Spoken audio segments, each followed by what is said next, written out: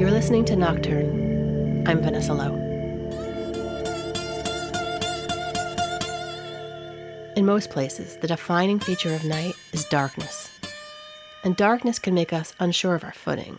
So some people go slow or stay still, lest they trip over a root, knock into a wall. Conversely, some people get behind the wheel of a 50,000-pound truck and go hurtling through the night with a mission. Al is one of these.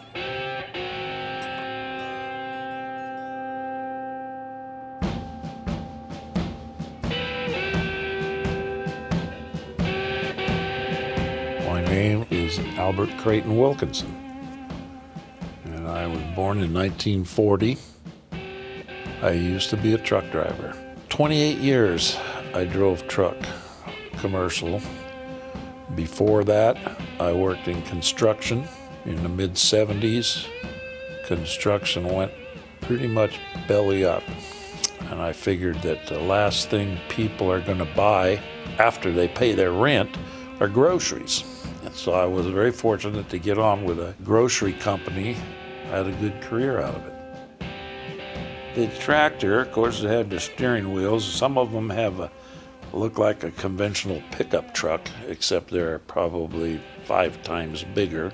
Trailers varied from 20-foot trailers to 53-foot trailers. There was a time when United Grocers, there in Portland, would hook up 3 trailers. They call them triples. And you'd pull 3 trailers to someplace, either up or down I-5. And I did that several times. I didn't have any mishaps with the triples. Myself and another truck driver, we were sitting in a coffee shop and we were talking to somebody. They were saying, well, aren't you guys scared when you see that back box swaying 3 feet back and forth behind those other 2 trailers? And we both looked at each other and said, who looks in the mirror? We just keep going forward. We don't know what's going on behind us. But and that's sometimes how you had to handle the situation. You would, I guess, you'd pull over and park it and run if you look back and see where that trailer was at times. I drove out of Portland, Oregon, and I drove Washington, part of Idaho, a little bit in Northern California, mostly Oregon. I liked the southern Oregon coast the most. The scenery, the people were really super nice, and not a whole lot of traffic. Most of Al's work was at night. He preferred the night runs. Daytime runs for a grocery company entailed a lot of shorter back-and-forth trips with more loading and unloading and waiting around. I didn't like day work. I liked the idea of getting out on the road. The night runs, they would start at sometimes 11 or midnight, 2300 to midnight they would start, and you'd usually do about 7 hours driving to your destination and unload.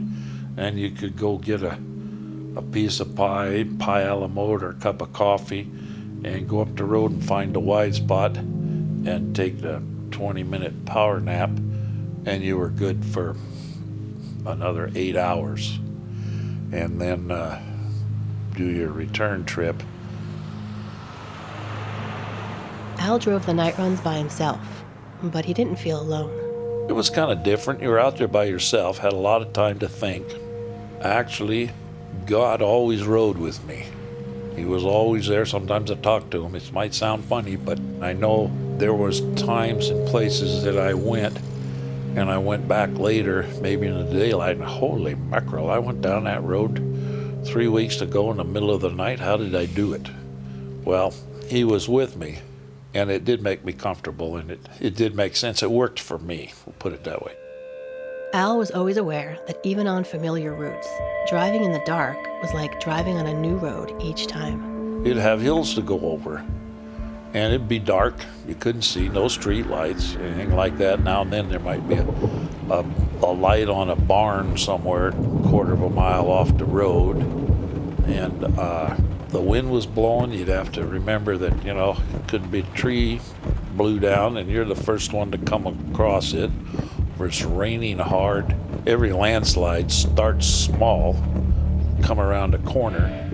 I always maintain, still today I maintain, that somebody says, oh, I know that road. I've been down that road. You don't know that road.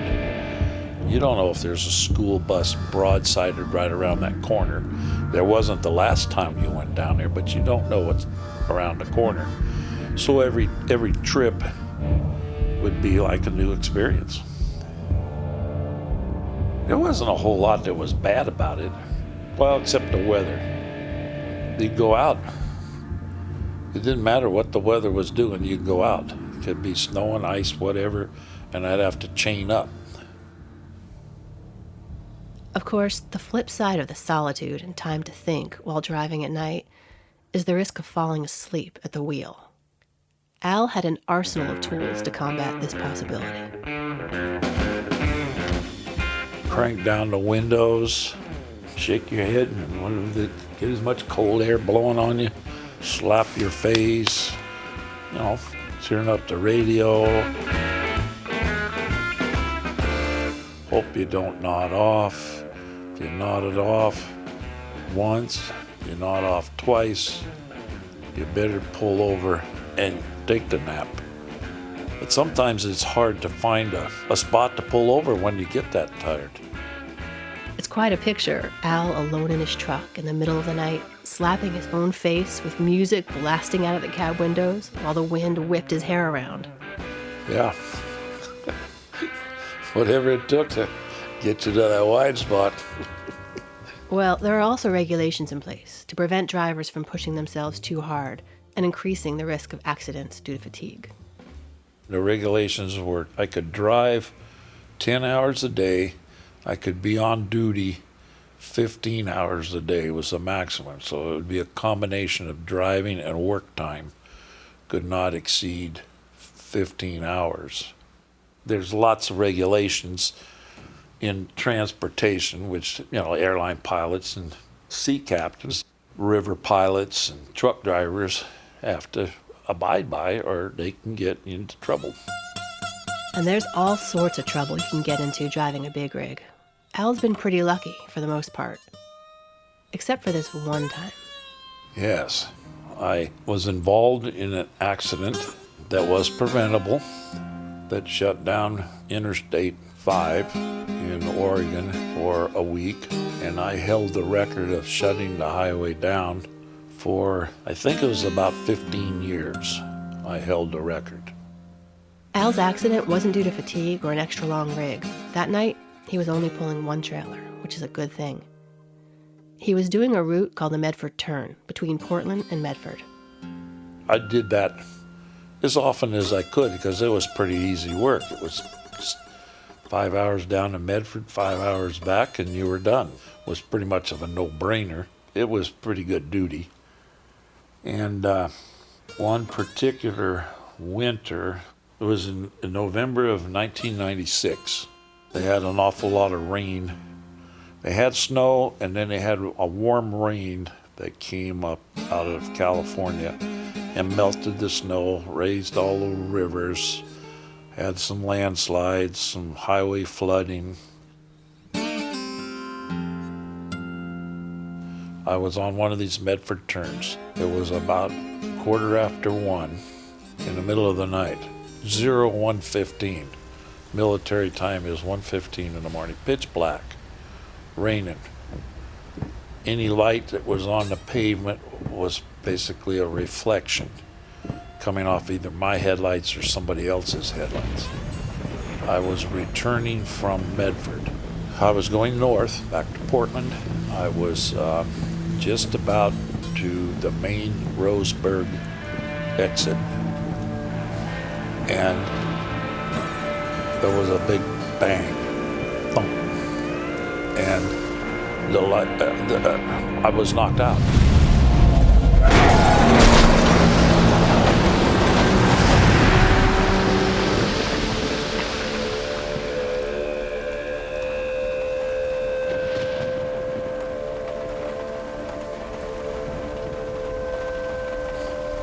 when I came to, I was tilted at about a 45-degree angle, strapped in the seat against a guardrail that was broken down. And I looked around, and it was pitch black. There was no lights, no windows, no nothing in the tractor. I looked around, and I saw what I thought first was smoke coming up from behind me out the back window, which turned out to be hot oil and antifreeze, whatever, coolant that had spilled.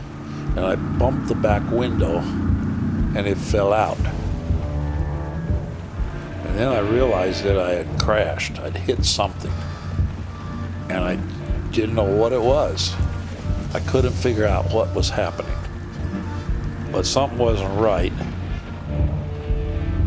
So I tried to get out of the truck. The seatbelt couldn't get it undone. I was able to get my pocket knife out, cut the seatbelt. My leg was jammed in the steering column. I got it free. Couldn't get the door open. So I just kind of stood up in the seat and went right out that window I had knocked out. And I was hanging onto a handrail that's there and kind of feeling my way down, expecting to go down to 6 or 7 feet from the cab to the pavement. And it was just, I was on the pavement. And it still didn't dawn on me what had happened. And I was blacked out again, I guess. It was said later on, I was heard making some expressions that aren't probably appropriate for this conversation. What the fuck did I hit? I was walking around saying that. What the fuck did I hit? Then I looked up, and then I realized here was this huge sinkhole.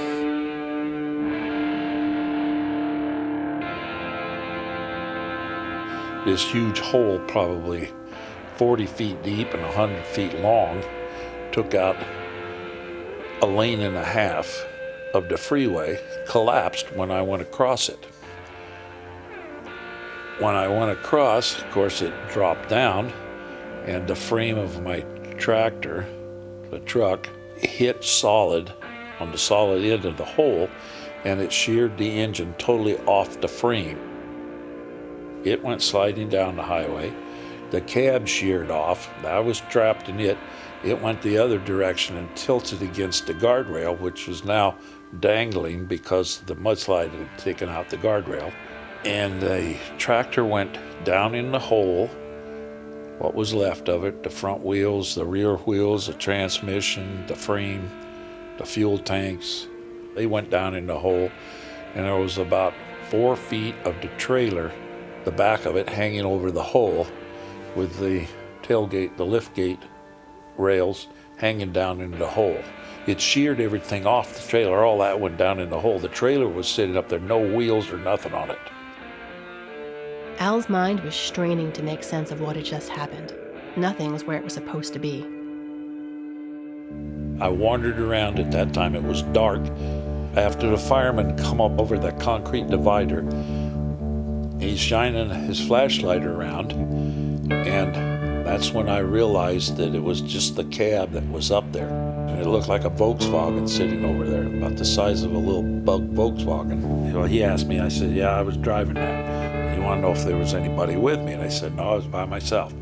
I said, but you got to help the guy down below. Yes, you heard right.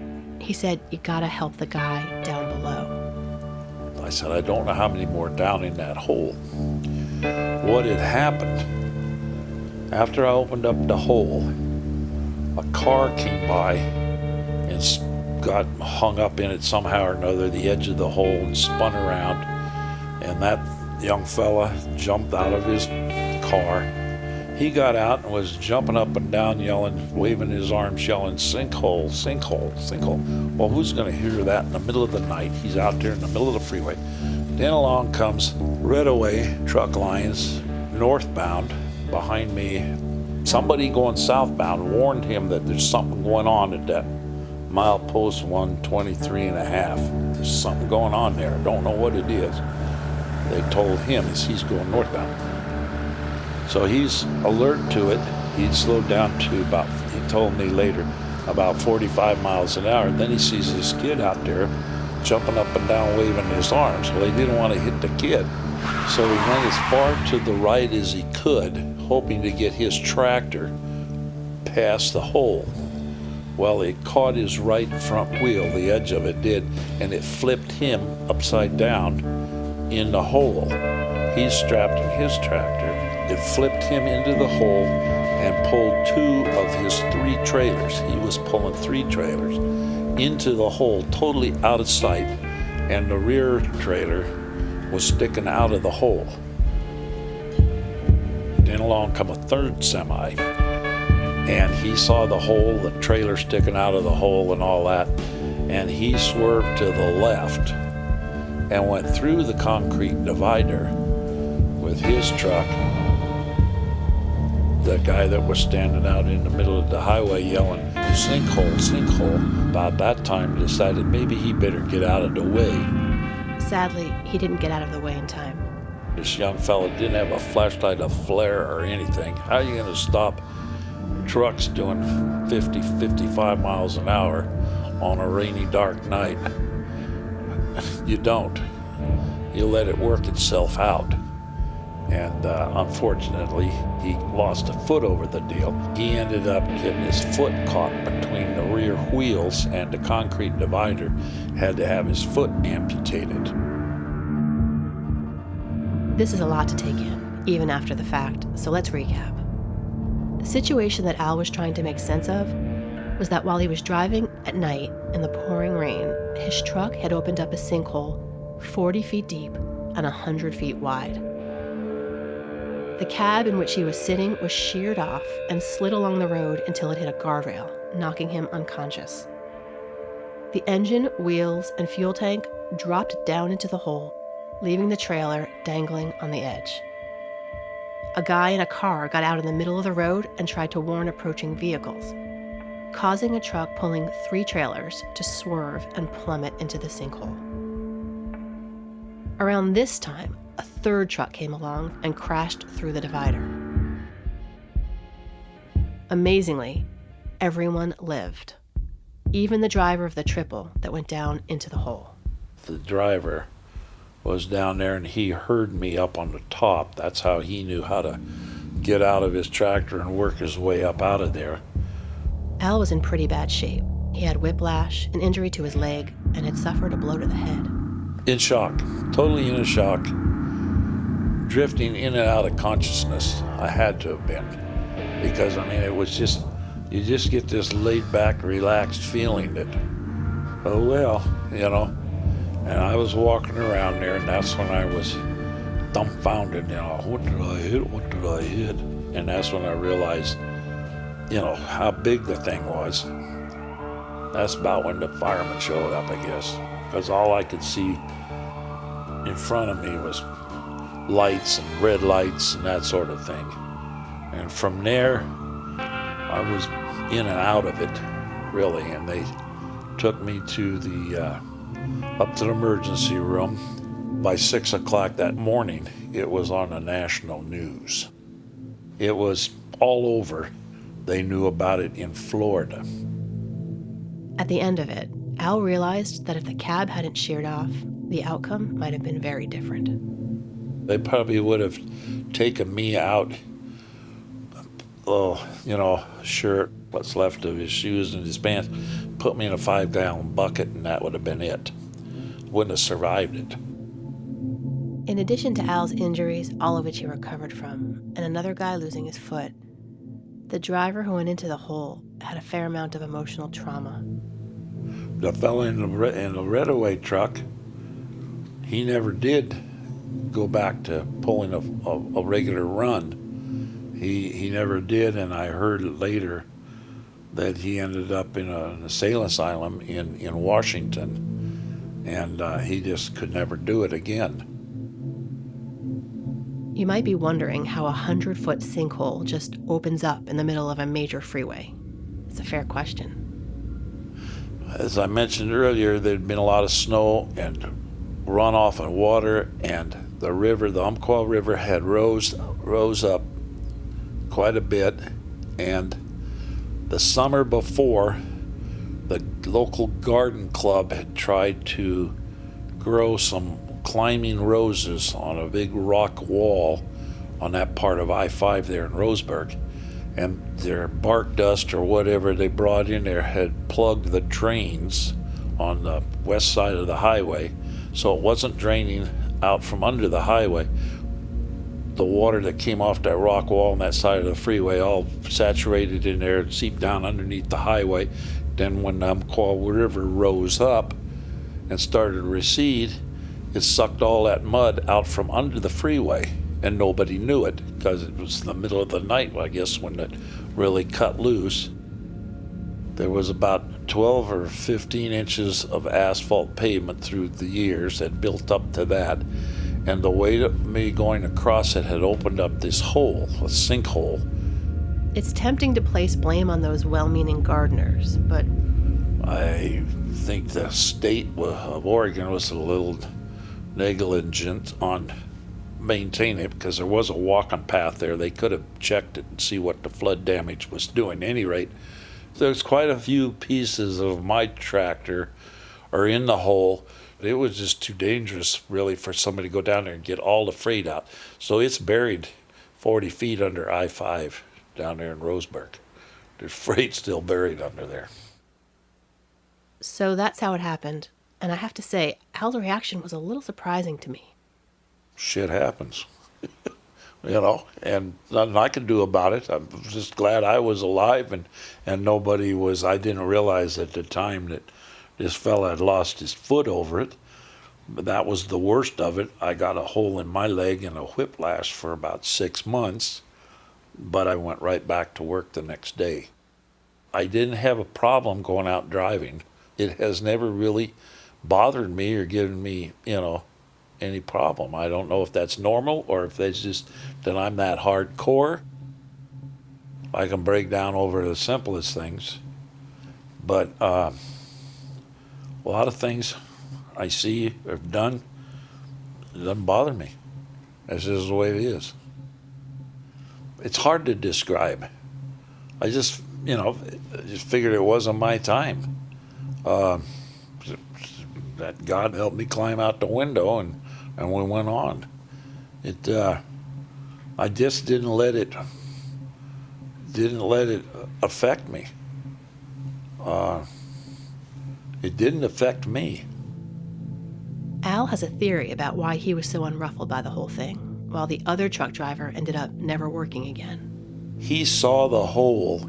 He saw what happened. He tried to avoid it. I didn't see the hole. The hole wasn't there until I went across it. I had whatever that hidden protection is that I was knocked out, and I didn't, it happened so fast, I didn't have time to even know what happened. According to Al, the reason he fared so much better than the guy who ended up in an asylum is that he didn't see what he was hurtling towards. In essence, he was in the dark, metaphorically speaking. That seems like an important takeaway. That sometimes the things you can't see are best unseen. There's always a hidden blessing in everything. It would be a blessing, not knowing that you're heading towards a giant gaping hole and there's nothing you can do about it. In this case, maybe you can thank the darkness.